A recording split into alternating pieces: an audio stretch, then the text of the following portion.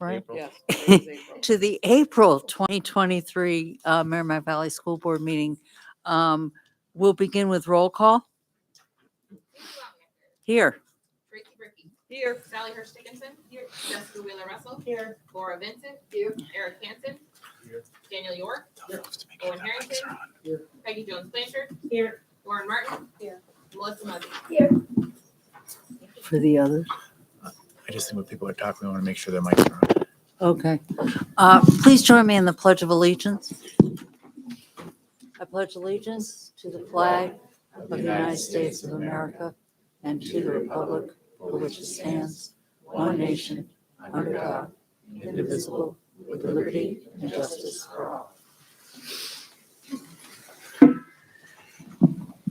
Could I have a motion to accept the minutes of previous meetings? So moved. Is there a second? I'll second it. Thank you. We have minutes for the annual meeting and the March 13th school board meeting. Any additions, corrections, questions, comments? Sally, So I have. make sure your mic is on, please. I guess this one's in front of me, so. Corrections on the spelling of a few names of members of the public. So So are we in the annual meeting or? I've got, yes, this is the annual meeting. So David Hemingway, it's Hemenway. And so that correction will need to be applied throughout, as will Carissa Coro's first name. It's spelled Carisa.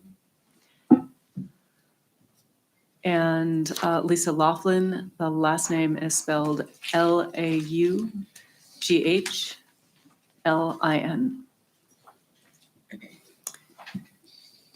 And then I have just a couple of others. In Article 1,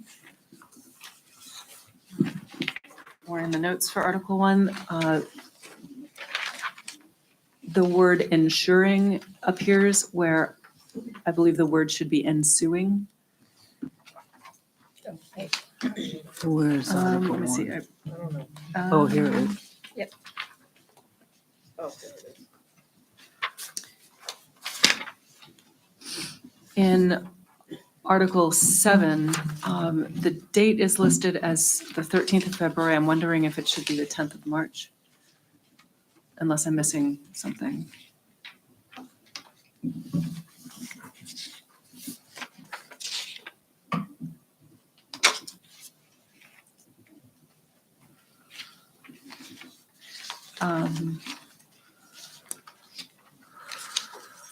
And let's see.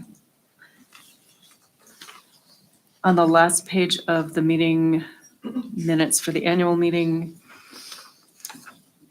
under Spencer Dickinson, in the second line of that, the has should be changed to have.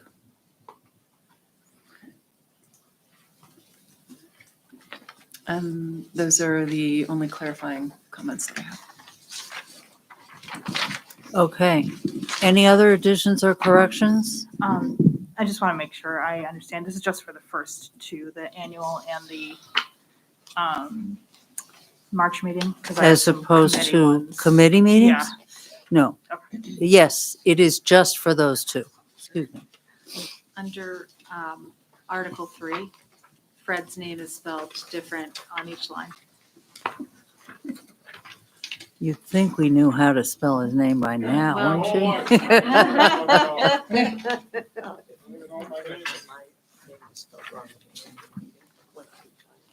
Oh. Okay. Anything else? Anyone else? All those in favor of accepting the minutes as corrected, say aye. Aye. Opposed? You want- Motion carries. I will now open the floor for public comment on items on the agenda. Is there anyone who wishes to comment? Okay. Um, Next item on the agenda is the SAU report on MV Business and Finance. Hillary? Sure. On the online packet, starting on page 12, going through page 20 is April's finance report. You'll see none of the overages have really changed. They're due to contracted special ed needs, maintenance needs, things like that throughout the district, and some mostly tuition special ed. Okay. Can I have a motion to accept that report? So moved. I'll second it. Moved and seconded. Any questions for Hillary? All those in favor of accepting the report, say aye. Aye. Opposed? Motion carries. Good news. Okay, on page 21 of the digital packet. Let's see. Can you hear me? Can you hear me? On page 1 of the digital packet, you will see good news. Lots of great news happening, lots of information about students and how they're active in all of our schools, a lot of important dates. And again, just thank you to all the administrators for all of the great news that they share every single month. Prior to introducing Jeff as our hosting administrator, is there any other good news for admins that are in the room? Anything else to jump out? And bless you. All right, hearing none, I am going to introduce Mr. Jeff Druin, who is the principal at BES. He's our hosting administrator, and Jeff has, I don't know if that's this. Is that me? Jeff is hosting tonight, and he has some students and faculty members from BES that are going to give a brief presentation. Yeah, thank you, Superintendent Swain. I forgot microphone. All right, so I was walking in with Board Member Seeley, Chairwoman Seeley, and I was talking about how we had several students who were going to plan on coming this evening. And as you were saying, how active our students are. We have lacrosse, we have all softball, we have all kinds of things. So we're fortunate to have 2 students join us this evening, along with their classroom teacher, Ms. Claire Nodish, and she's going to talk a little bit about what they're going to be presenting. All right, thank you. I'm Claire Nodish. I teach 5th grade at Bosco Elementary School. Tonight we've got Luke Taggart and Riley Johnson. In 5th grade, we start to tackle some more complex things like conflicts in all senses of the word, and we learn about the Civil War.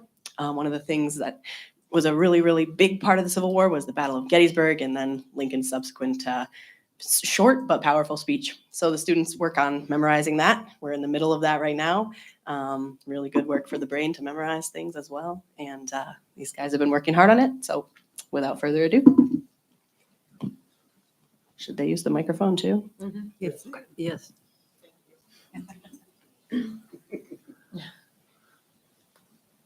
Riley, I'm gonna have you hold it and you're gonna do the introduction like you practiced, okay?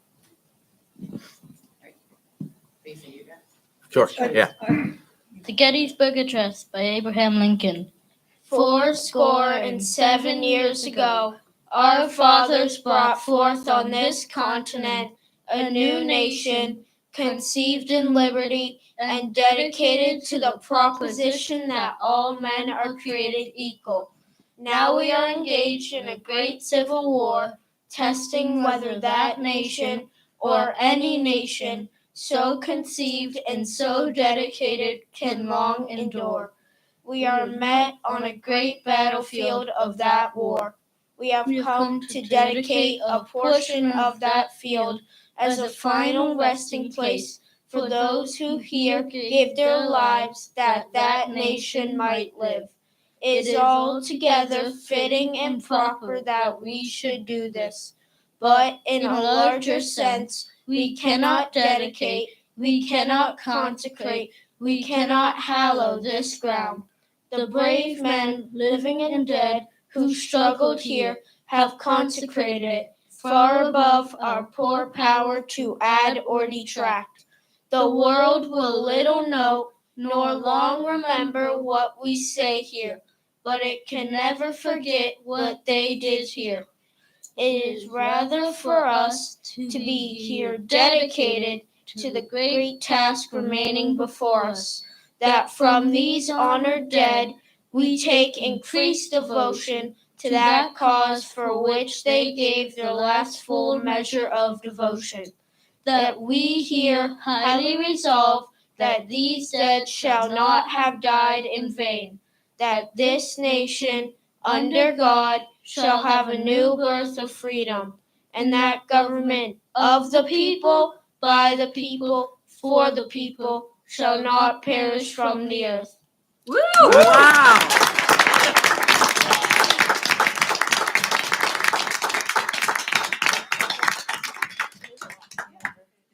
Outstanding.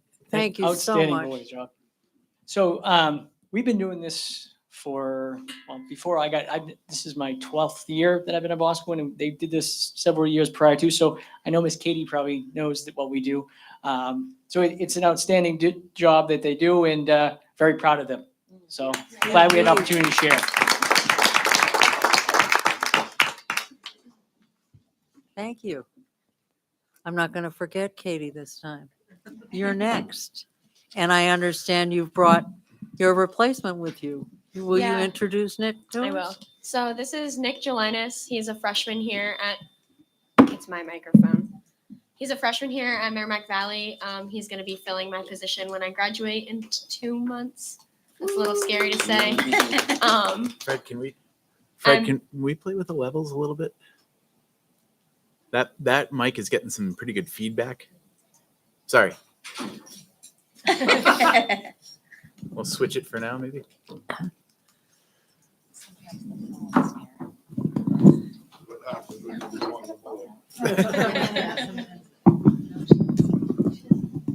Is that better? Yeah. Yes. Okay. So Nick is very active in our school. He was in our school play. He did amazing. He also actually started a podcast called Sports in the Woods. So he interviews students, student athletes, and coaches, former and present. And he made this entire podcast completely student driven. And he's the first ever student to ever want to do this. So we are extremely proud of him. And I'm very honored to have him fill my position next year. Woods. So in addition to the Bosquen students performing the Gettysburg Address, I'm sitting here while they're saying it, and I remember the entire thing. So that doesn't go away. But anyways, so as you know, last March, the National Honor Society hosted a blood drive. And so during the blood drive, we were able to complete 20 successful donations. And although that number may seem small since we had all the spots filled, there's a lot of problems with females. Their hemoglobin is typically low, and some males don't always have the same, always the same problem as, they have the same problem as well, so they can't donate. But 20 successful donations is better than none, so we were very happy for that.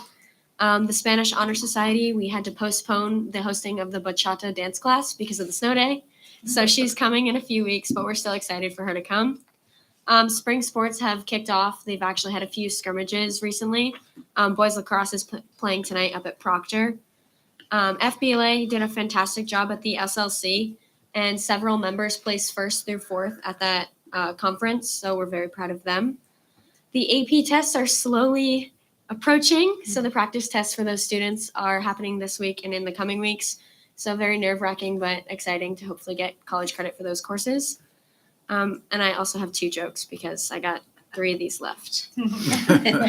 Because Easter's on Sunday, I had to do an Easter joke. What do you call 10 rabbits marching backwards? A receding hairline.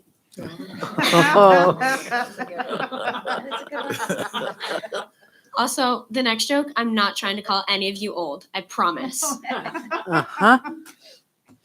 You'll understand. I got carded at the liquor store, and my Blockbuster card accidentally fell out. The cashier said, "Never mind."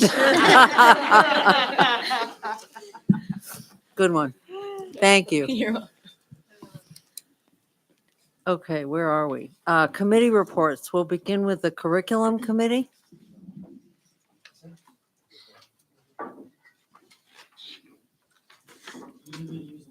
Yes, please, because it's the online people can't hear if you don't. So, long story short, the curriculum committee met about one topic, and that topic was cell phone usage. we had a great presentation from the Student Advisory Council, and they were pretty much all in favor of creating a cell phone policy. And there were a good number of public present as well, so there was some good response to that. And as a committee, we voted to very much be in support of a cell phone policy and then handed it off to the policy committee. Okay. And policy committee, what, go. Sorry, I was not able to, I was not at the curriculum committee. I was also not at the curriculum committee and I was Right. listed as being there. Sorry, I was not at the curriculum committee. Okay. And so that got turned over immediately on the same evening to policy. And I'll turn it over to Melissa to say where they are. So the policy committee did meet right after that presentation. Some of our members were present for it, which was helpful. And we did look at a draft for a policy. We're not quite ready to present anything tonight because we wanted to look at some other school policies and we had some questions, but we had some great public input during that meeting and we had some good discussions. So we're hoping to have something for you guys at our next meeting. Okay, thank you. I was also not at the policy committee that evening. Facilities committee. I was at facilities. Yes, so we had a longer meeting this time around, and the first part of it was we received the analysis from NAI Norwood Group. If you recall, we voted to go through that a few months ago. There's no action on that tonight. We have our homework. It's pretty thick, so the committee is going to read through it, and we will take action, I believe, next time. It's also should be noted that our next facilities meeting will actually be at Washington Street. We're going to have a little tour of it, so we kind of have a good idea of what's in the building. And I would invite our other members who are not on the committee to come. I don't remember what the date was. You have the date? The 11th of May, was it? April. That's next Tuesday Mhm. at 5:30. Hold on. Yeah, I've got it on my calendar here. 5:30. Oh, yep, 5:30. 5:30 Mhm. CSI Charter School. Or, yeah. Where do we park when we get there? You can park in the courtyard or. You right can, on you can park, the Washington Street's open when the teachers aren't there, so it's easy to park right in front. The second piece that we did discuss was Principal Miller and Mr. Edwards had brought to us a request that that the board approve a quote for getting AstroTurf put in for our athletes.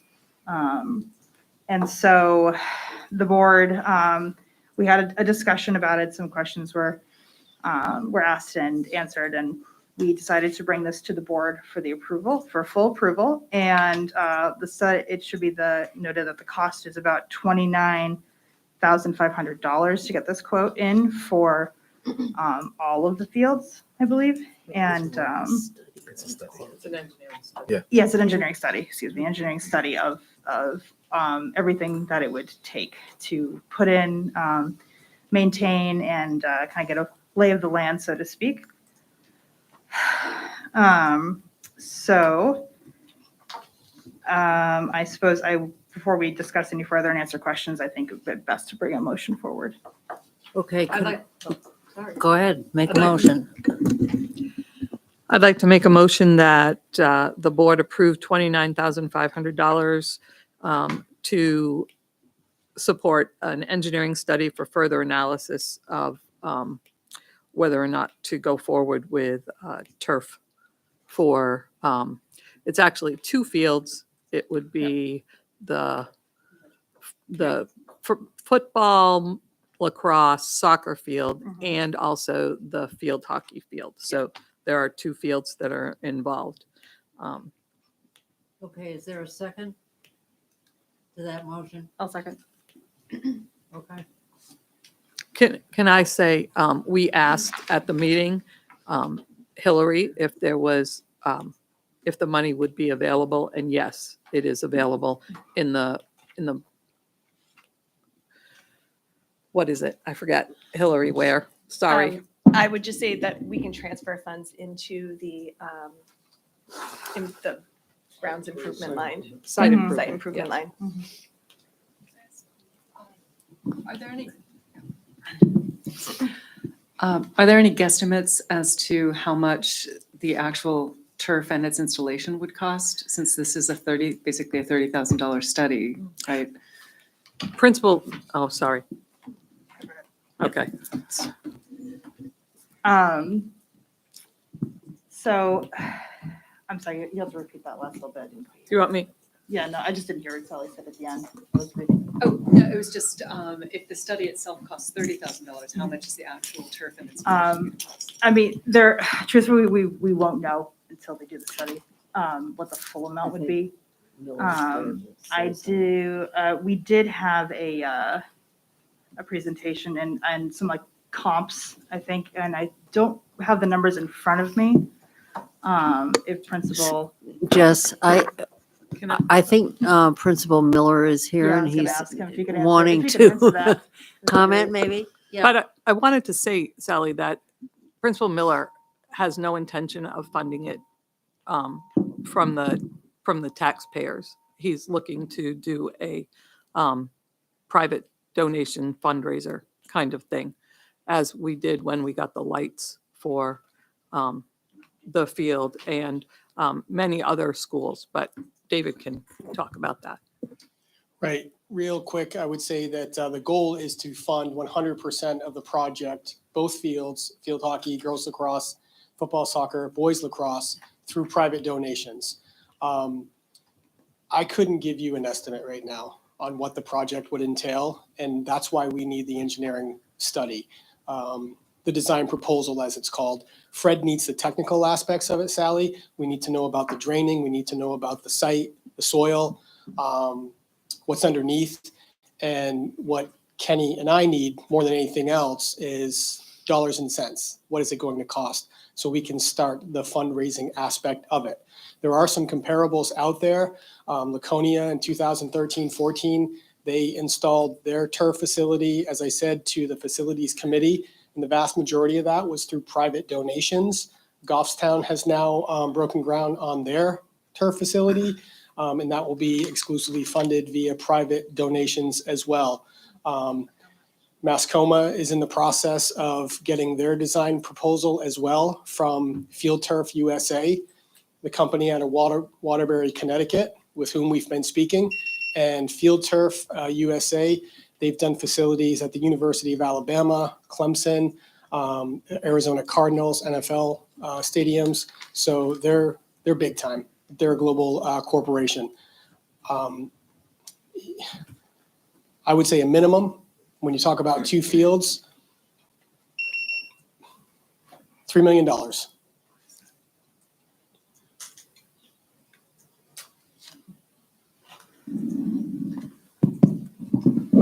Any other questions or comments? I have a question. Go. This is very loud. So further upkeep of these fields, will that be done with private donations, or is that going to come out of, where's that funding going to come from?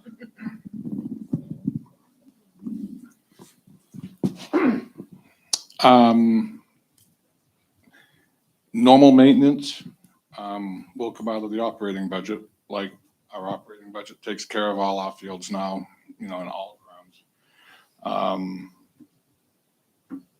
And the turf is good for 15 years. And right now it's $400,000 or $500,000 to replace that. And that would be money that would be kept over time from concession stands, rentals, renting the field out, etc. Yeah, and I would just add that part of the study would be to compare the costs of maintaining turf fields as opposed to maintaining grass fields as we have right now, to see if there would be any additional cost or there would be a reduction in cost based when you compare those two. Is it, may I expand on that? So we would actually have a savings in the maintenance to upkeep the turf over grass. Grass has to be mowed, it has to be painted. In addition to that, we spray pesticides on it. It has to be aerated every year, and it has to be watered. One of the pieces of data that I brought up during the facilities committee is that, we use about 1.5 million gallons of water a year to water our playing fields. And it's, for those of us who care about the environment, you think, that's a lot of water. In northern New England, we're not going to have to water the turf, the carpet, as it's called, the technical term. If we were in Georgia, down south, out west, yes, we would.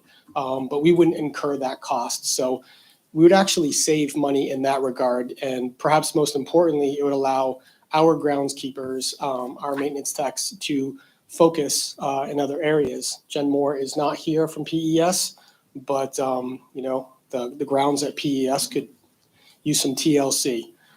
So we would not incur additional costs. But the one thing that I want to make clear about turf is that Kenny can tell you that we've really struggled this spring getting onto the fields. We still have frost in the ground.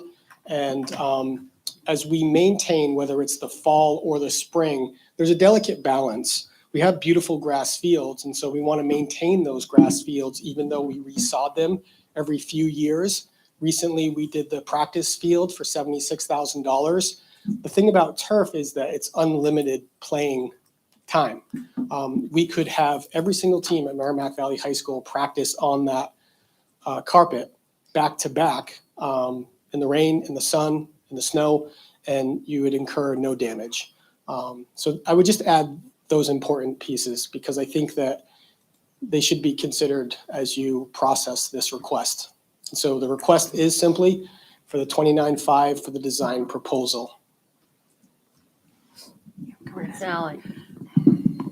I was wondering if either Fred or Hillary, you could offer us how much it costs to maintain the fields annually? Like what's the standard,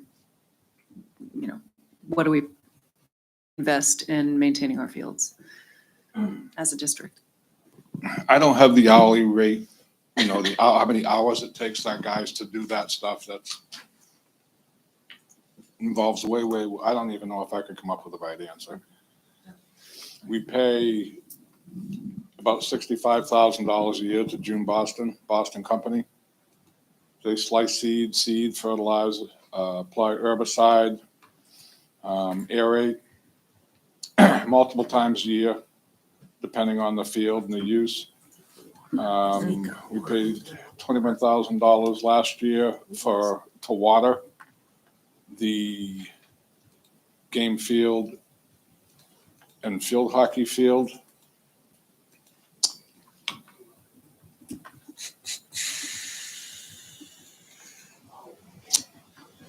I think that's probably about it. I mean, as far as heavy cost, the regular, the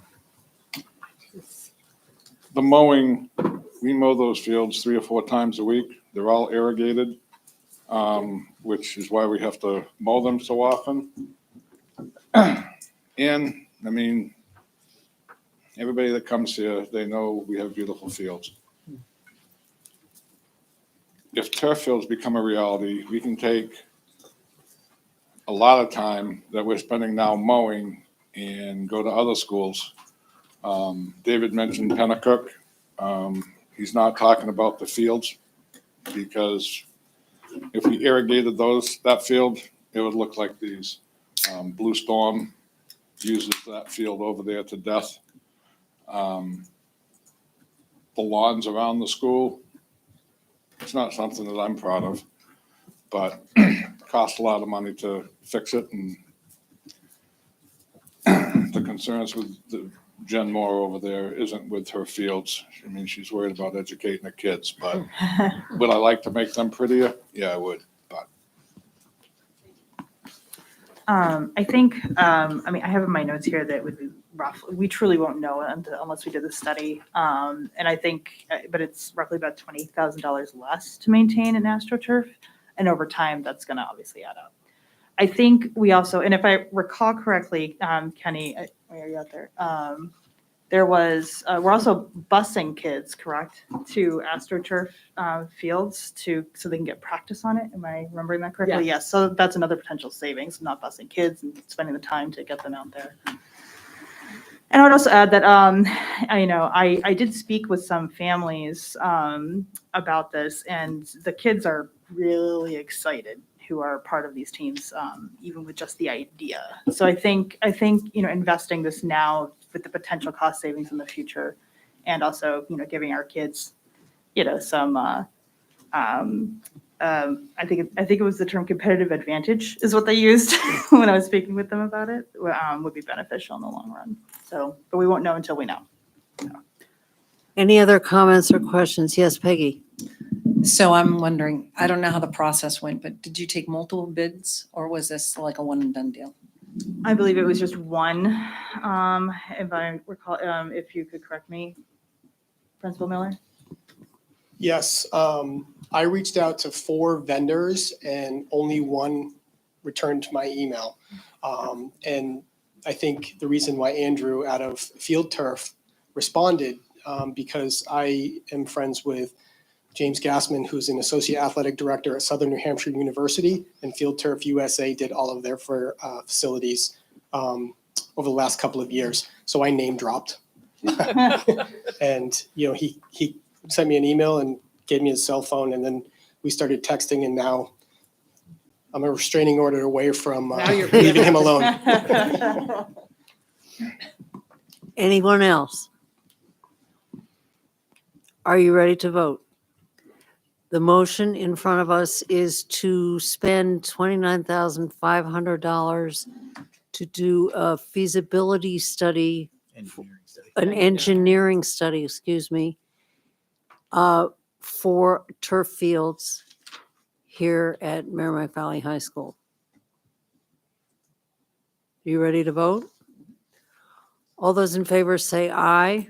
Aye. Opposed? No. The motion carries. Okay. Moving right along. Old business. The 2023-24 school calendar. There's some things we need to discuss, but we'll start with, could I have a motion to accept the calendar as proposed? I'll make that motion. Is there I'll a second it. second? Okay. You will note, it's in here, right? Yes. It is. And the letter from the Boscawen Select Board is also in here. The part of the calendar that's in question is a PD day in March. And the Boscawen Select Board has asked us to do that on town meeting day, the 14th. At in the draft calendar, it's on the 7th for annual meeting. Have I got that right? Yeah, so we'd have to take school off because we already have the requisite number of professional development days. So the board would be voting if you have really 2 options with the proposal from the town of Boscawen. You could shut down school on March 12th, that second Tuesday, or have Boscawen Elementary go have a remote learning day on that day. So those are really the two options, or just tell the town of Boscawen, I guess it'd be 3, that they'll have to continue using an alternative location. Or we could not close for annual meeting and close for town Correct. meeting. I mean, so it's complicated. There are a number of moving parts here. I think the first thing, the most efficient way to do this in my mind is to first look at the request from Boscawen that we close, presumably that they have asked us to have a PD day on Tuesday, March 12th, I think it is, which is town meeting day, so that they can have their polls in the school. We have always closed for them for voting day or not? We've closed for the town of Boscawen various times over the last few years, whether it's for their town meeting day or for primary elections and things like that. So there have been a few times. One of the caveats that we'll have to deal with is the fact that it might not be real easy to have a remote learning day based on the new remote learning laws passed by the State Department of Education. So we may have to navigate that. There might be a way to get special permission in that case. Right now, it's based on inclement weather. We could, on March 12th, pray for snow. And that could potentially happen. And then postpone town meeting again, and yeah. It happened to snow this Yeah. year on town meeting day. So we have a couple different things that we could do in that regard. This also, as the town of Boscawen alludes to in the letter, opens up the opportunity to reach out to other towns in the Merrimack Valley School District to talk to them about whether or not they need the buildings for elections. Yes, Lauren. So I noticed that we have a teacher workshop that is scheduled for the 7th. Can we Right. move We're not that? going to do, That's- but, well, that's the question. That's the annual meeting. That's the annual meeting. And so, which we also need to deal with whether annual meetings on Thursday or Friday, but that's a separate question. We can't do both. So that's why we need to figure out what we want to do. Where has Boston been holding? They have had voting, I believe, at the school until this year when they did it at the library in the snow. But on election day, I mean, that's their town polling place typically. Is that, am I right about that? Yes, we generally poll at the school at Boscawen Elementary. Prior to that, we were at the town hall, which is the basement of the church. But this year we were in the library. It worked during snow and we probably had record numbers. I think that better than we've had in the past few years in the middle of a snowstorm, so. So who said, Yeah. who knows? It worked. But I mean, the select board puts out a very reasonable request and description of their using the school. And I mean, we do want to be supportive of the schools. So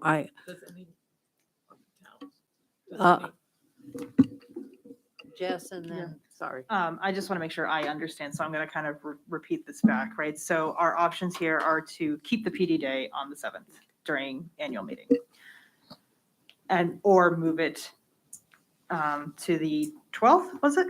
Yes. Now, I guess the question I have is, if we were to move that day to the 12th and we kept it, an annual meeting was on the 7th, would we have to close the schools to allow for voting, or would we be able to function? Okay, with that's, open? well, that's the other part of the, Yeah. we have not closed the schools until the last couple of years. And I'm going to let Mark and others describe how that changed, that we, I mean, that's a relatively new thing. Yeah, so when it comes to hosting annual meeting here at the high school in the past, we have just cordoned off a section for folks to come in, and we had new voter registration right there in the lobby, and we had some nice fencing with a police officer in the lobby and allowed people to go into the auditorium and take care of business. And then once school closed for the day, then that fencing was removed. It was an inconvenience for the high school folks, but they get to see democracy in action. So there's an opportunity to learn right there. With the advent of COVID, we moved into the gym. That changed things a bit. And one year we still had new voter registration in that lobby. We could think differently about that side parking lot and enter in through the side door, think about where the special education classrooms and family and consumer science classrooms and people that are in that wing are, because we could close the doors on that athletic hallway and try to create a secure area.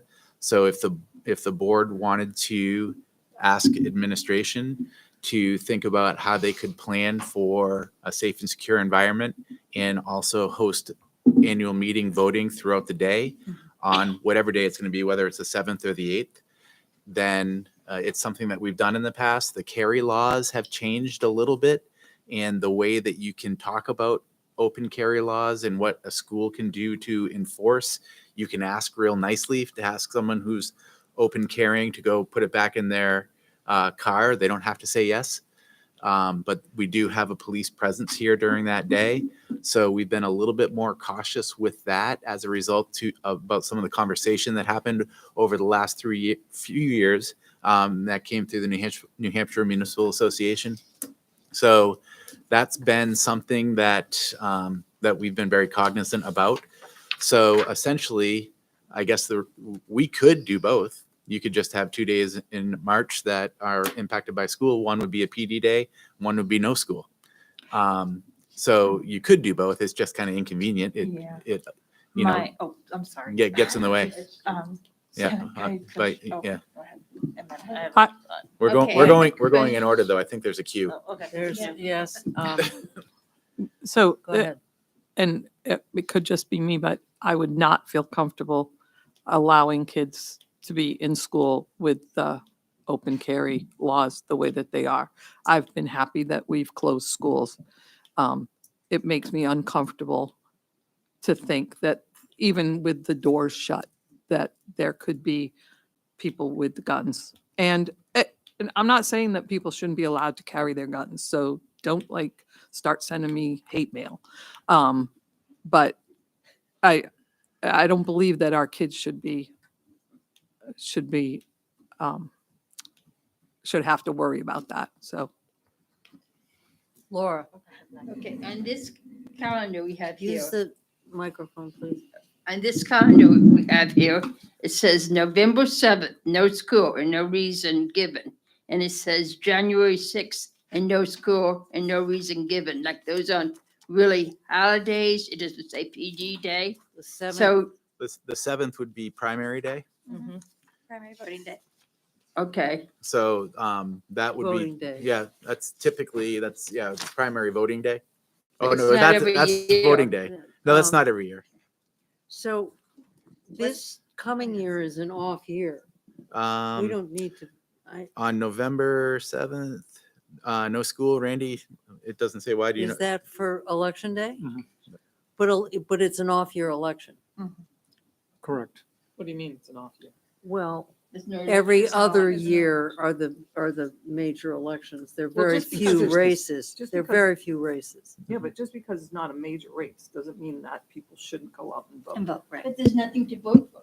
Well, no, Oh. there will be. Well, there will be something. There'll be plenty. Yes. So What? yeah, we don't need it. That's, yeah. I think I kind of want to, I agree with you, Tracy, but my other concern is that if we have, a day off on annual and we have a day off for the Boscoon town meeting, you're asking folks who need to find care for 2 weird days to find care, because then they would be in school the next day, and then, families would probably be able to figure it out, but I just want to be considerate of folks who need to find care, and that's a tough sell when we have to do it like that. Cass, what is the January 26th date for? That day represents the changing of the semesters at the high school. And that was a request. We've been trying to balance the requests of all the various constituencies. And that's a change of semester. And in talking about making another day off, we do have, an earlier end because of the change in the contract. So by next year, with the given calendar, we're getting out on June 12th. By comparison, this year, where last day of school looks like either the 22nd or 23rd of June. So we do have, that earlier date. If we were to extend it, that would move the last day of school to the 13th and the last day of school for teachers to the 14th.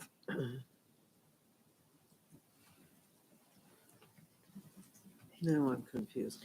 If we did, how would we, Oh, if we had an extra If you, day if off. you decided you wanted to take that, Tuesday, March 12th as a no school day, that would just shift that last day of school. Where do the other towns vote? Do they vote in schools? No. They do not Webster currently. votes. We vote at our town hall. Town hall? Fire station. And Loudon has requested school use in the past or broached Town that topic. meeting, town meeting. Yeah. Which is on a Saturday. Right, That but works. so that they've just shown interest in using the school for these types of things, so they may do that if that opportunity was afforded. But they don't vote, their town meeting vote is, no, or their actual town meeting is, On a Saturday. but they vote on the Tuesday, Yeah, right? yeah. Okay, We voted the fire Yeah. station. okay. Well, it's complicated. I think the first thing we have to do is make a decision about the request from the town of Boston. But we have a motion. The motion is to accept the calendar, so we would need a motion to amend the calendar. You can move to amend the calendar to be closed on that day, or to make that a PD day, Or to have Bosquen do remote learning day. or to have Bosquen do a remote learning day. Which we would have to get approval for. We technically wouldn't need approval. It's Okay. just because we meet the hours requirement, Okay. even with those days at the end. So. Yeah, we just wouldn't be able to compel people to engage in the remote learning. We could offer it as an opportunity. I will Oh, say, jeez. we have a similar experience in the school district I work in where we had our middle school is the site voting, and we had our students we had off-campus plans for that day originally, but it was a snow day. So we had to regroup, and it ended up being a remote day for the students, and staff worked out of other buildings if they weren't able to work remotely themselves because there's not great Wi-Fi. And that really was, it lended itself well. It was a way to keep all the schools open and allow that school to have time. Like they only had 2 weeks to plan for that because they had to shift their plans. But we have that same situation where we have one school that has voting in it and the other buildings don't. And So, but you have remote for everybody on No, that day, no. or just for that building? just for that building. Yep. And like I said, staff could access the other buildings, and there were some services provided in other buildings for students who might have needed extra support. So, but we're all on one campus, so it's a little different. Right, So, okay. as far as providing support for others, for some Mhm. students. So, but we can think creatively about how to handle this. Yeah. Lauren? My first time now, right, being my second meeting, being representing Bosquen, and I'm going to say, I think the letter was written before they tested out the water, and since they're the only school that is needed for that meeting, it doesn't make sense to do that across the whole district for one town, which happens to be my town. But I think we were able to vote at the library. It worked.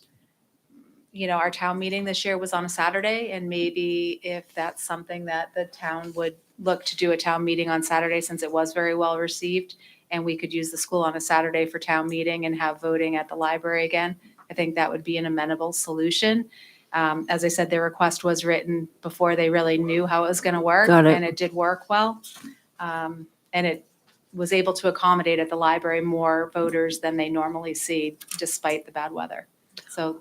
Okay, good to know. And then Yes, probably Sally. Since I'm representing them. Yeah, I would just say that I'm a little concerned about potentially disadvantaging one town with the situation. And hearing that voting at, you said it was at the library, worked well.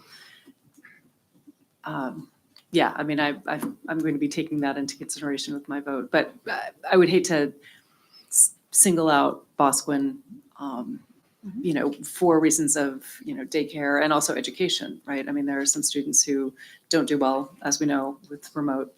So Okay, I'm just trying to figure out the right way to do, if, You can just vote on the calendar Well, as why it don't you is. talk about annual meeting first and then maybe we'll have an Okay. amendment. okay, yes, all right. Annual meeting in the draft calendar is on Thursday. You will recall that we have had it on Friday the last couple of years. And I think it was last fall, we had some discussion about whether to keep going with trying to have it on Friday or to switch back to Thursday. So, what are your thoughts on that? Yeah. I wasn't at the year prior. Is it on? So I wasn't at the year prior. Was there a difference in turnout between Thursdays and Fridays? Fridays appear to be doing rather well on turnout. At least this year's turnout was significantly more than last year's, but that, I yeah, think it was lower this year. lower. Quite a I, bit lower. It was, I believe, 194 this year, and I can look it up real quick. We were 210. I think it was 210. okay, I take it back. Do we have numbers for the, when we held it on the Thursday? I can pull those up right now. I wrote them down on my desk earlier today. Oh, thank you.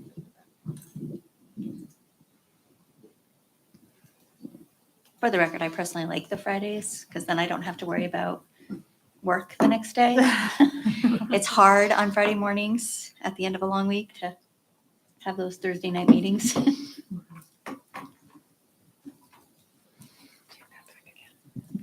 I add to that. Yeah, go. I heard positive response for Friday, although I think most people would prefer it to be on a Saturday because parents with children have difficulty, whether it's a Thursday night or a Friday night, finding care to come out for a meeting that goes late at night.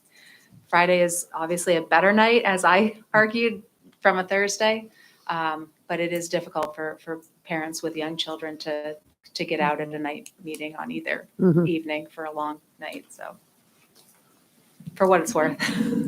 Some of the feedback that we received was that Thursday night is preferable because Friday night, if they have plans for the weekend, they want to get things rolling on Friday after work, and that the Friday meeting kind of cuts into plans for the weekend. Granted, it is right after the vacation week, but that was just some of the feedback that we got anecdotally at the SAU. This year or in the past? Are you got? When they talked about Friday versus Thursday, when it was after this meeting, they just mentioned that, you know, we kind of liked the old way, the Thursday, because of getting ready for the weekend. Got But it. again, that's a few people. I don't know what the overall numbers would be. All right. You're damned if you do, damned if You are, Exactly, right, yes. yes. Okay,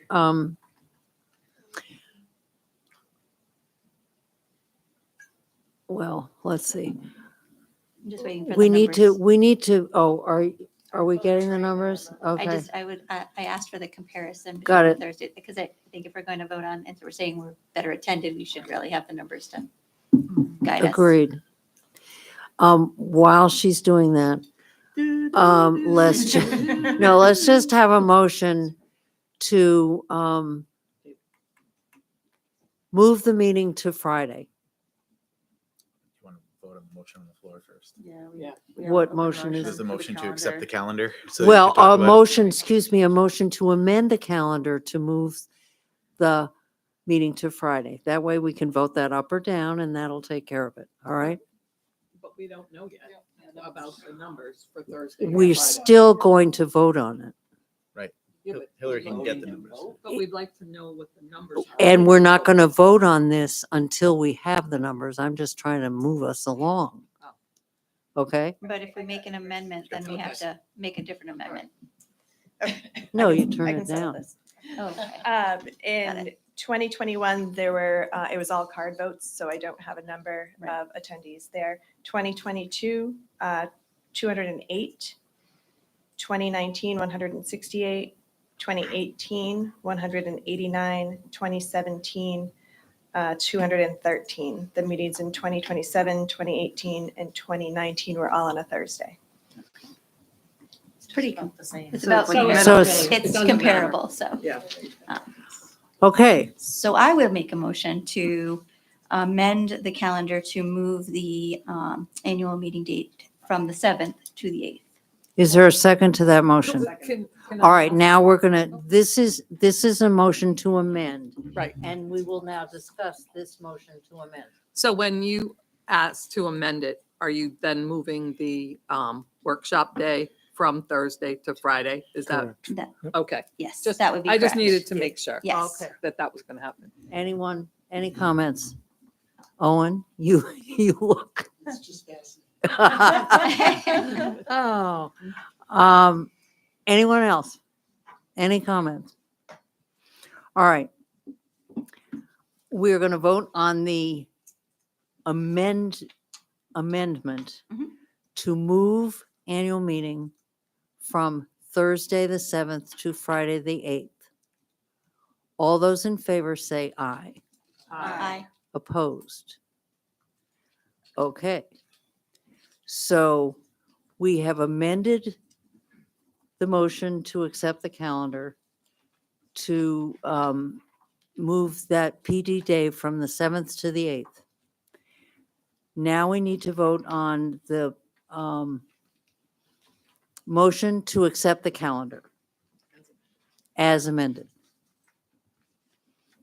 Any discussion? Can I just ask a quick question? Yes. I'm kind of reading this saying that they've been asked to find an alternative place for voting. Is that, am I reading that correctly? Yeah, so the way Lauren described that is when they sent this letter to me, essentially they didn't have the idea of the library in their minds in regard to voting. And since then, circumstances have compelled them to use the library. It worked well for them. And based on the conversation, Lauren in her second meeting and in a representative fashion, hopefully won't get any scorn from the folks in Boscawen, said that perhaps Boscawen could think differently about that request now that they've been able to test voting at a different location. So in a sense, that letter was just there for the board to use in their considerations about the draft calendar, which did not include anything on the 12th. It would have had to have been amended to include something on the 12th. So this was just part of the conversation relative to that. So if the board does not put anything on the 12th, Boscawen will have to think differently about where they're going to vote on the 12th. Clear as mud? Yes. So I'm just curious, since the date of the letter was January 11th, I'm assuming that you responded to them before now. Oh, yeah, we've So had- I'm curious as to what you said. I was very nice. Yeah, I'm sure. He was nasty. Let me pull up my email. Hold, please. Were they hoping that we would make that change this year? I guess that's another question I have, which is irrelevant to the conversation. I'm just curious. I believe it was. I was. For the voting that just happened. So this letter was sent to me via email on January 13th. I replied, no surprise, on January 13th. And my email might have been kind of long. No way. No. Again, I'm That's glad surprising. you're all sitting down. So essentially, Reader's Digest version was that the board will look into it when they discuss the calendar for the subsequent year. And I said, have a great weekend. So that's what we were doing tonight, was looking into it as we look at the calendar for the subsequent year. Yes. Yes, Fred. Just ask one more question. Oh.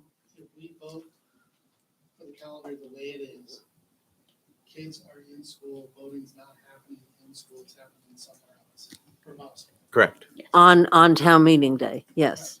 Yes. And whether we want to have a separate vote to respond to them is up to you. Well, I can respond. Yeah, okay. Fred? If you guys, I'm just saying, the whole story needs to be out there.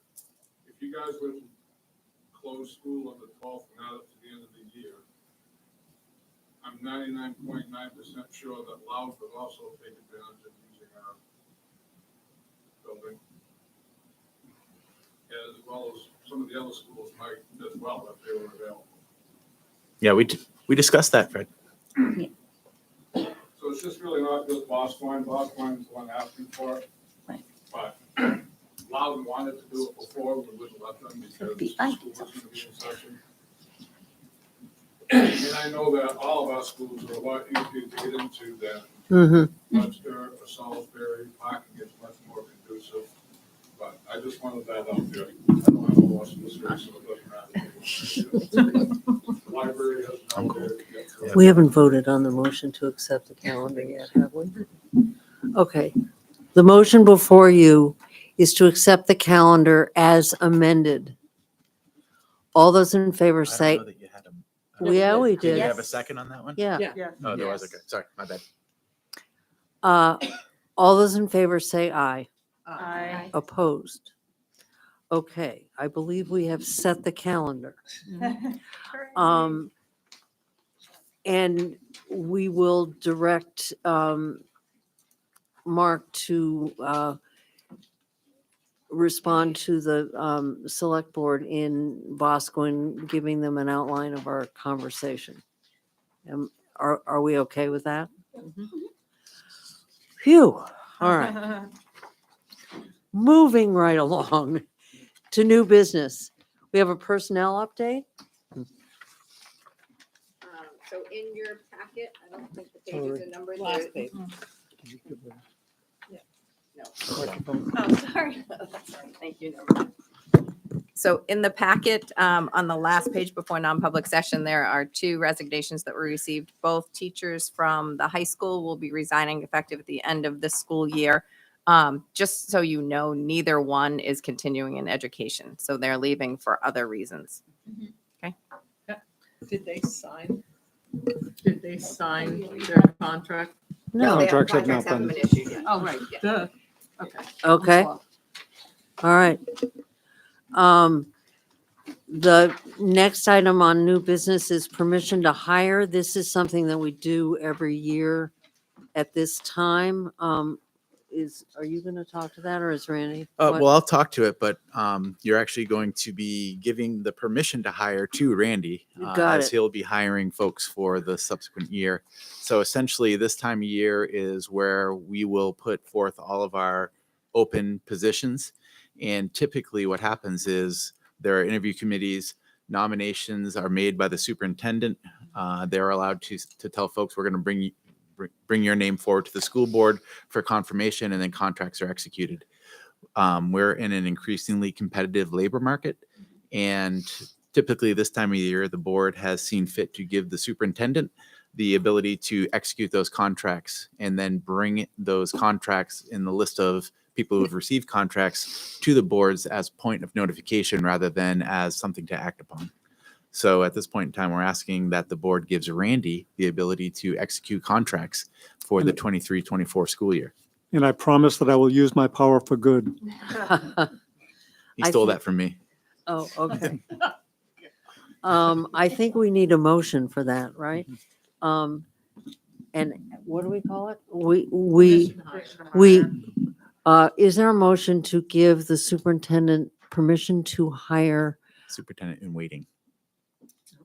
Oh, you're not going to do any even between now and then, huh? Well, I will. I'll consult with him, but Okay.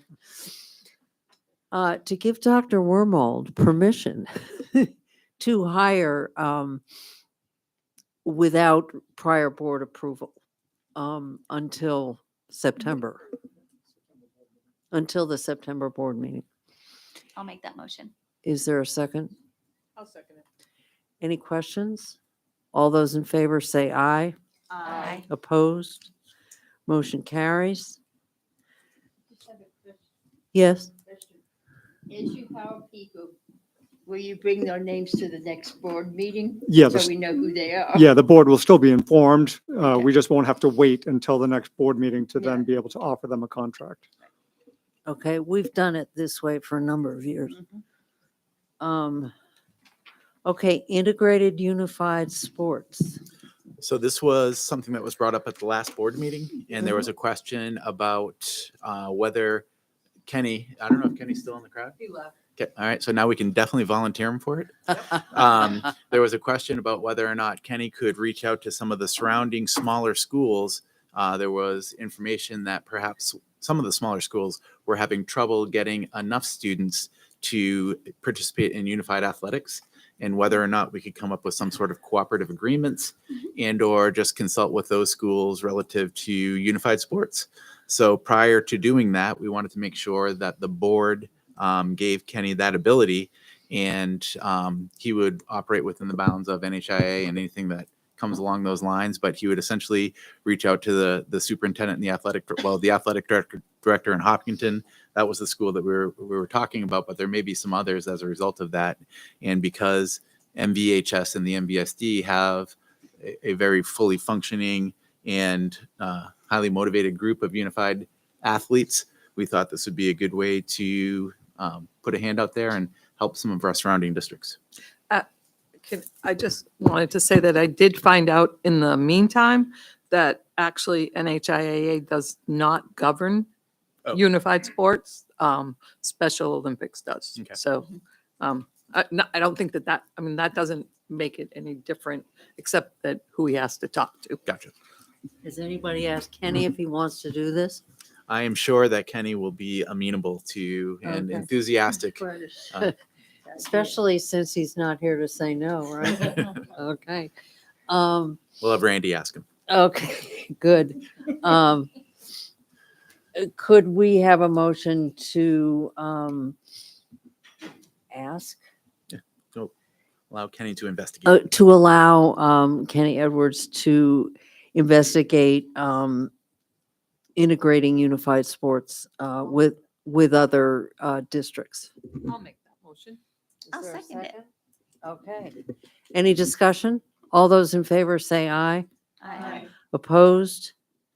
Motion carries. Manifest and journal entries. You have all had an opportunity to see those electronically. Tracy and I, as board chair and chair of the finance committee, have signed them. Is there a motion to accept them?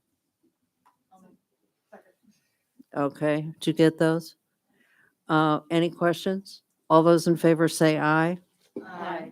Opposed? Motion carries. I have nothing to report. Dr. Worm. All right, well, I'll keep mine short. I'm continuing with my just good news about things in addition to the good news you've already seen. NHTI is partnering with us yet again for some summer opportunities for our kids. Sort of 2 classes, Monday through Thursday. Takes up a decent chunk of the day, but it's over a 6-week period. One is called Communication Mindful. That is an English class, and an introduction to psychology. So kids can come out of the summer with 6 credits at NHTI, which is transferable to all of the state universities in New Hampshire. So just another great opportunity. They're really hoping to get 10 of our students to be part of that. So we're currently hunting for students to sign up and take advantage of that opportunity. What was the age group? Is this just for high school or is middle school also? This would be for high school.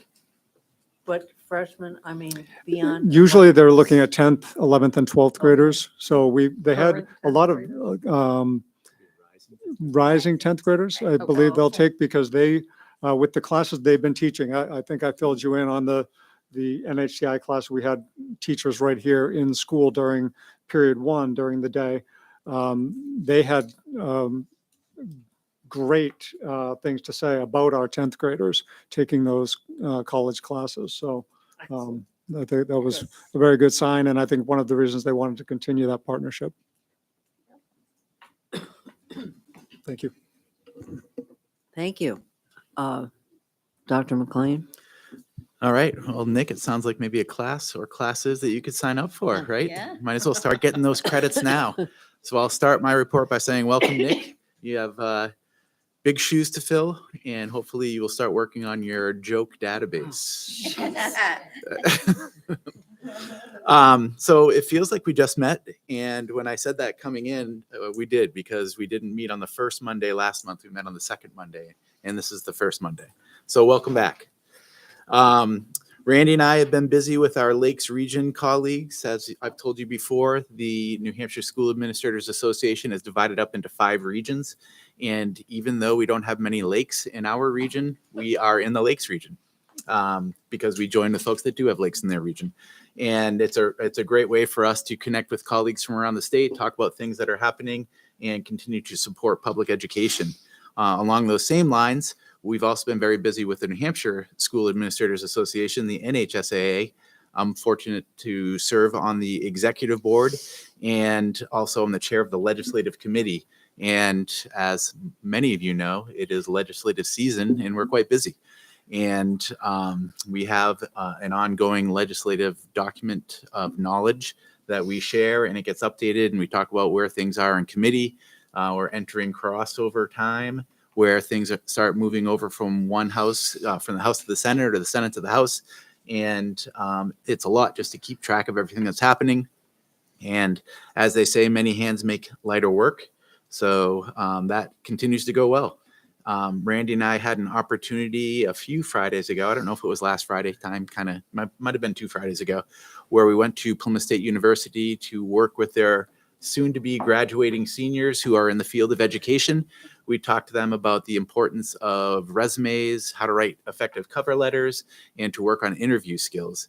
And there's always a brave soul who gets to volunteer to participate in a fishbowl interview. And this was one of the first years where I wasn't the person that did the interview. I tried to volunteer Randy, but he was able to shirk off that responsibility. Other folks, I tried to plant that responsibility with other folks on my way in, and ultimately someone came in late. So they were the person who ended up doing the interview. So the superintendent from Guilford interviewed one of the students in front of everyone in the room. That I'd say there's probably 75 to 100 people in the room. And it's really cool. And the graduate that was interviewed was great. Hopefully she'll be applying for some jobs in the district. She was doing her student teaching at Plymouth. So they might have the inside scoop or the inside route to get her, but it was really a great opportunity, and it's a chance for us to market our district. Along those same lines, Plymouth State College is holding a career fair on April 19th. And Dr. Worm and a couple of folks from the district are going to the career fair. And that's going to be a chance to really get people interested in Merrimack Valley. And they got some creative ideas to make sure that that happens. Lauren and I were carved out some time in our calendars and met in Concord to talk about what it means to be a new board member. Dan, you and I will be meeting soon. And just a really great chance to ask any questions that you have about being a board member, what it means to work as a quorum of the board and to be a singular board member. And there are nuances to that. So it was a great meeting. Randy and I continue with our new teacher meetings. We typically do that during the winter when the days grow shorter and people are driving to work in the dark and then driving home in the dark, and they might be questioning their own sanity just a little bit. And now we're telling people that we're bringing the sunshine because we're meeting with them and the sun is still out. So it's, again, just a great way for us to get feedback from people that we brought into the district to see if we're supporting them and to gain some valuable information about the things that we do to bring new people into the district. I'm going to ask folks to pencil in this date, just circle it. It could change. But I think this one's relatively solid. Is our SAU board meeting, which is the board meeting of the combined boards of Merrimack Valley and Andover. Right now, that is on the calendar for the 10th of May. So that's Wednesday, May 10th. It will be right here. Principal Miller has already identified seniors who will be presenting their senior projects. It wasn't Katie. It's at Katie, 6. it's at 6, but we are asking the seniors if the time is convenient for them. If we get feedback that 5:30, for example, works better for them, we'll try to rally and make that happen at 5:30. But that Are we is, doing dinner? we will have snacks. Okay, We don't do dinner at this one usually. okay. Yeah. Fair enough. We're working on a budget here. I'm fine with that. So that will be a chance for the board to see, it'll be the organizational meeting, so have to be a chair for the SAU board nominated. So it'll be the last meeting that I'll be able to preside over. So prepare yourselves. Oh, dear. And you'll be able to see some projects and get a look at the year in review and start talking about goals for the subsequent school year when it comes to the SAU lens. You saw the cover of tonight's meeting packet that Mary Paradise was awarded the New Hampshire School Administrator, Special Ed Administrator of the Year. Well deserved. I was able to go down to Portsmouth to see it happen in front of a packed house. Lots of people clapping. Well deserved. Mary is really respected around the state for her knowledge and what she does. It's a very difficult job, and she serves the district really, really well. This date, please circle in pencil. It could change. It won't change like the other one. The other one's pretty solid. The retiree tea that everyone always looks forward to, we have circled Wednesday, the 17th, but we wanted to make sure that folks that are connected to CSI have the ability to go to that. Is that potentially a CSI meeting date? You know what? It's not a CSI meeting date, but I would check with Chris because I believe that the third Wednesday is when they have their. No, it's second Wednesday. Oh, okay. Second Okay. Wednesday. So So forget it. third Wednesday, in May, what? May 17th. And more information will be forthcoming, but just be ready for that. We'll make sure. Just wanted to give people plenty of forewarning. One of the teachers that will be recognizing that evening has been in the district for more than 40 years. So it'll be a chance for Principal Lynch to see if he can move the crowd to tears. No pressure. And that's all I got. Well, I think that's enough. Thank you. Okay. Topics for the next board meeting? Anyone? I'm sure we'll have plenty to talk about. Any committee meetings? Oh, good point. Thank you. Have we said, I'm not gonna forget. do we need to set committee meetings, Randy? We have facilities already. Facilities? We will need a policy committee meeting. Okay. Facilities is already doing, so The the 11th. 11th, so policy could have the 10th or the 17th. Madam Chairperson, what works for you? Just looking real quick on. I think the Don't do- 17th will work. 17th. Huh. That Okay. worked out for you. 17th of April, Yes, which is a Monday at 6 PM yes, that will work. at the At the SAU. SAU? Anyone else? I'll be late though, 'cause I'll be starting. Is it okay to move it to 6:30 or does anybody else need a time slot at 7? We're not going to do curriculum. We don't really Okay, have so a maybe need, we so. can move it to 6:30 if that would be more convenient for you? Yeah. Okay. Or is the rest of the committee okay with that? All right, Yes, thank you, guys. 6:30 Yep. on the 17th at the SAU. And there aren't any others that we need at this point? Okay. Or maybe just memorialize the facilities. Yep, Is 4/11. Is that? Oh, The 11th at 5:30 The at the 11th SAU. at 5:30 at Oh, excuse me, Washington Street. at CSI. Yep. Oh, that's right. Somebody said something about feeding people. Ah, I think Chris. Yeah. I think she Yeah, did. and then. Fred said he was buying everyone pizza. Fred said he was buying pizza, and then we actually figured out that really it's Washington Street you want to see, so Chris called. I also think it bears repeating this one's Yeah, supposed to be a told longer me. meeting, so be prepared. Because we'll be doing the tour as well. Okay. Anyone else? Okay, I will open the floor for public comment.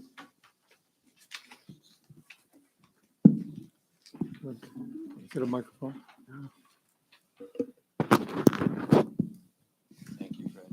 Celia, I was wondering, I sent you guys a letter a while back, and I was wondering if my suggestion about how to try to collect for some of the underbilled stuff from Andover was a topic that you might consider, or if you were considering that to use the reconciliation process to try to collect some of the underbilled amounts.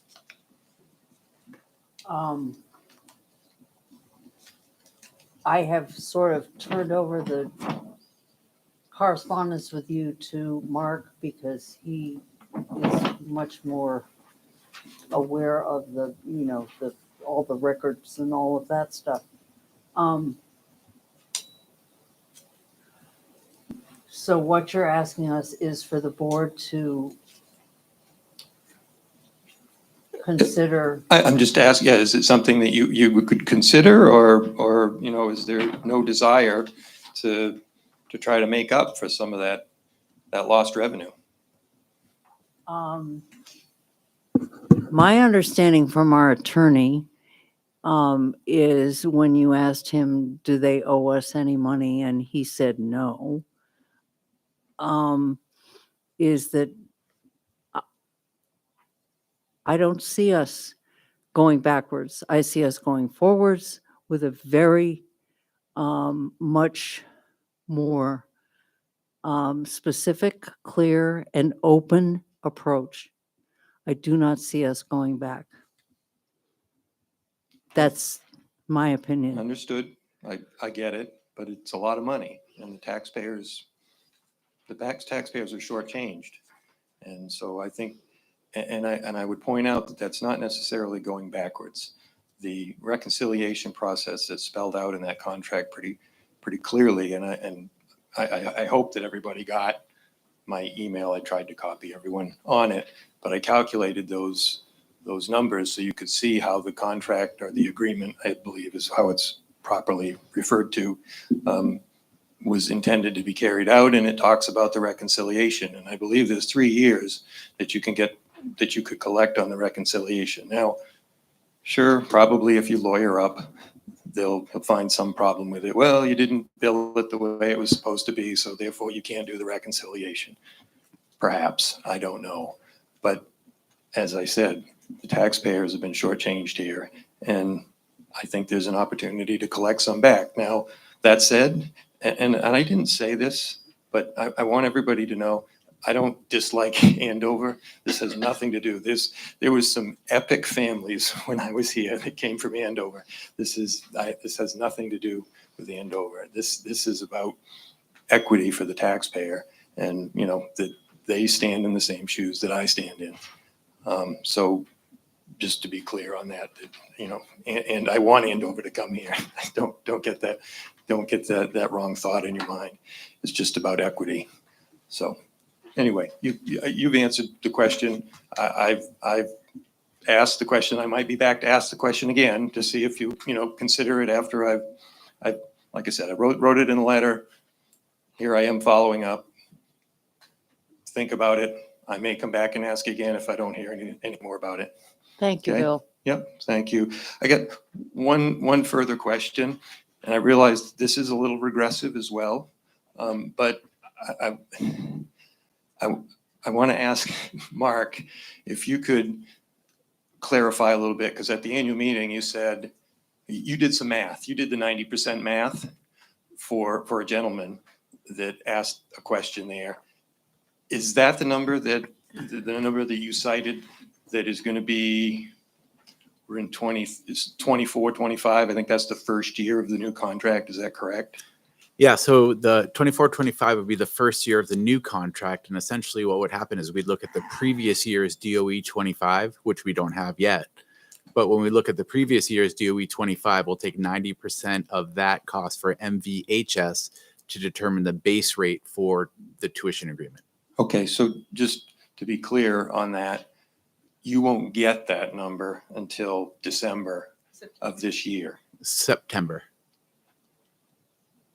Okay. Yeah. Is there some secret pathway that, because the published date for the DOE 25 this last year anyway was December 31st or something like that? Well, you want to answer that?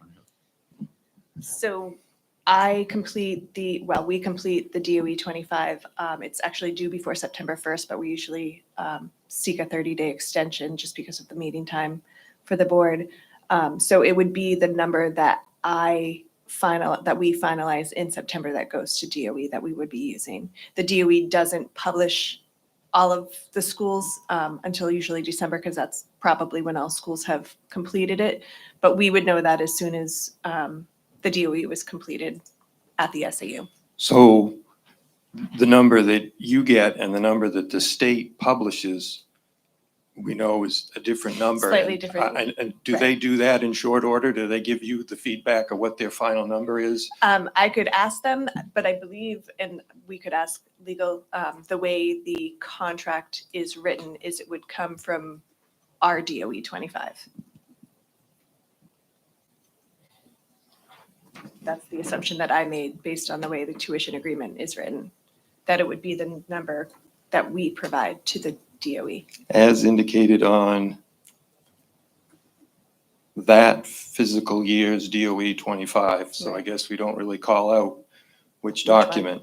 Right. So as we know, the state adjusts it, and the state adjusts it in a significant way. We've submitted this year 16,100, I think, one and change. And when the state was done with it, it was 17,100.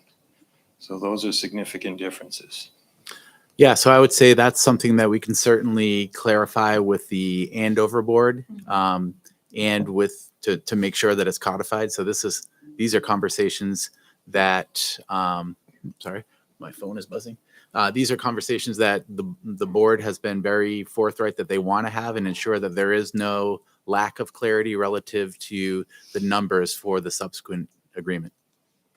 Understood. Thank you, Mark. Yep. I would just point out one more thing, and I realize this is regressive, and I'm nitpicking, and yep, I'm a little whiny because I didn't get to participate in the process. Some of that's my fault, but that's okay.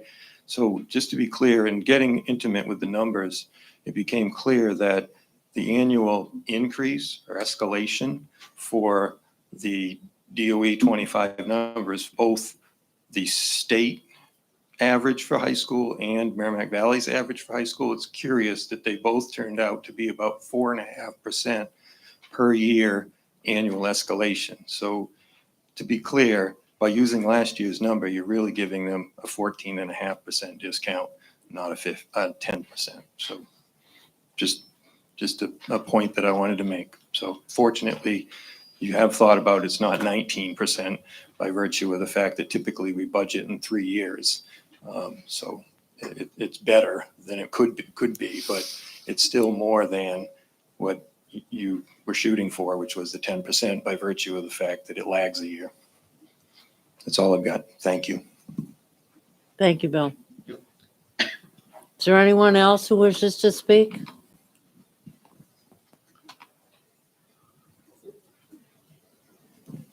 Hi, yes, my name is Jesse Schmidt. I live here in Pennacook. I know that you guys already voted on it. Unfortunately, I didn't have the time today to take a look at what was on the agenda, so I was unaware. But in terms of the artificial turf, I just want to put some comments in terms of consideration. Again, I understand it's been voted on, but all those things can always be overturned and looked at further, especially since what you voted on was a study. One thing, when I was in high school, I played on artificial turf at times.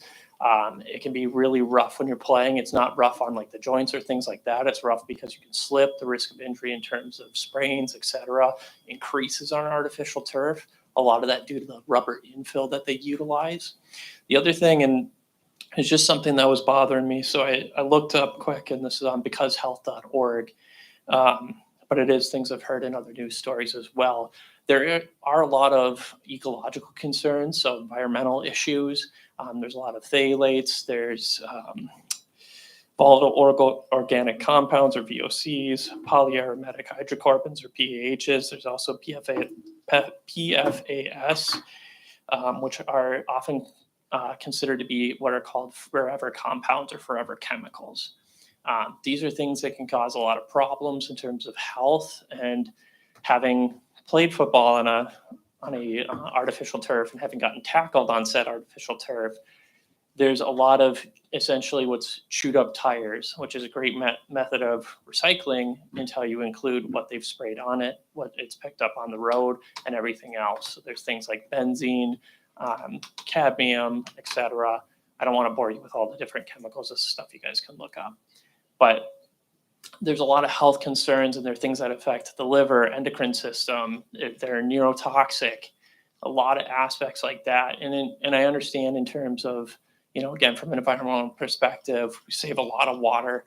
I 100% agree with that. However, when you go into this, there's also things like heavy metals that are involved in the process, involved in what's made for the turf, as well as things like microplastics that also run off into the environment. So there's other environmental and ecological impacts.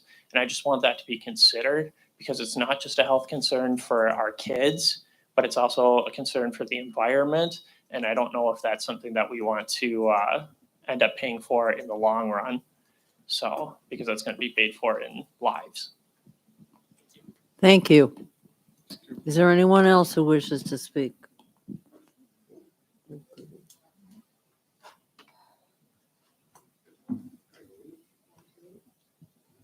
Thanks. Louise Andrus from Salisbury. I'm here tonight about this tuition agreement between Andover and the Merrimack Valley School District.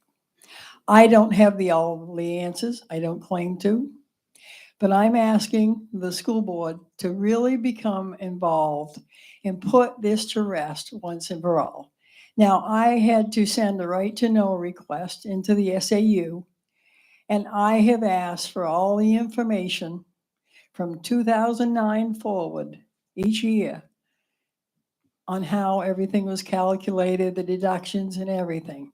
I plan, when it's ready, I plan on going through it for myself. And I hope I don't ever find that Andover didn't pay their fair share. I love Andover. I think the best of the kids and the people and everybody. But this issue here is festering up. I don't think you realize what's going on. A lot of people are asking more and more questions. It needs to be put to rest. So what I'm going to do when I get the information, I'm going through, and if I find that Andover in the past has owed us more money, I will take it further, because it's not fair to the citizens of the Merrimack Valley School District. Thank you. Thank you, Louise. Is there anyone else?